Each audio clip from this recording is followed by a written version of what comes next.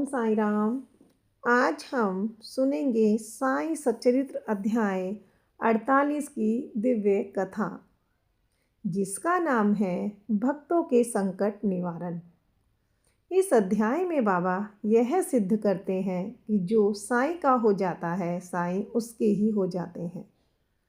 यह अध्याय हमें सिखाता है कि जीवन में चाहे कितने ही कष्ट क्यों ना आ जाए, अगर श्रद्धा और सबूरी बनी रहे तो साईं बाबा स्वयं मार्ग बन जाते हैं।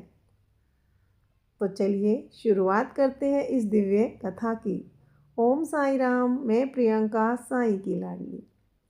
मनुष्य का जीवन संकटों से भरा हुआ है। कभी धन की चिंता, कभी स्वास्थ्य की, तो कभी मान अपमान की पीड़ा। लेकिन बाबा कहते हैं, मेरे भक्त को डरने की कोई आवश्यकता नहीं है। इस अध्याय की कथाएं उसी सत्य का प्रमाण है।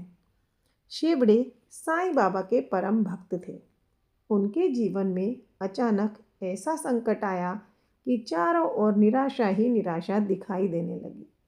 न नौकरी बची, न समाज का सहारा रहा और अपमान अलग। शेवड़े का मन टूट गया, पर उन्होंने साईं की शरण नहीं छोड़ी। वे शिरडी पहुँचे, बाबा के चरणों में गिरकर रो पड़े। बाबा ने उन्हें देखा, पर तुरंत कुछ नहीं कहा। कुछ दिनों के बाद ऐसी परिस्थिति बनी कि वही लोग जो शेवड़े का अपमान कर रहे थे, उन्हीं को उससे सहायता मांगनी पड़ी। बाबा ने बिना कुछ किए सब कुछ कर दिया। साईं बाबा कभी भी तुरंत उत्तर नहीं देते, पर सही समय पर चमत्कार अवश्य करते हैं। सपटनेकर भी साईं बाबा के अनन्य भक्त थे। उनके जीवन में अचानक गंभीर संकट आ गया। परिवार की चिंता, मानसिक तनाव और भविष्य का डर। वे घबराए हुए शिरडी पहुंचे। बाबा के सामने बैठकर बोले, बिना रोते हुए। बाबा ने सिर्फ इतना कहा, डर मत, सब ठीक होगा। कुछ समय के बाद परिस्थितियां अपने आप ही बदलने लगी। जिस समस्या का कोई हल नहीं था, वह सहज ही सुलग गई। ना कोई तंत्र, ना कोई उपाय, सिर्फ साईं बाबा का वचन।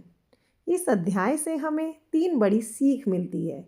श्रद्धा अर्थात बिना शर्त के विश्वास, सबूरी अर्थात धैर्य और संयम, समर्पण अर्थात फल की चिंता छोड़े बिना कर्म करना।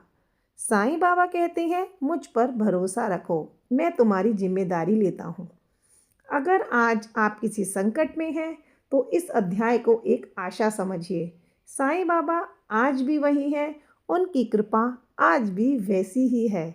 बस दिल से कहिए, साईं मैं आपका हूँ, साईं मैं आपका हूँ, साईं मैं आपका हूँ।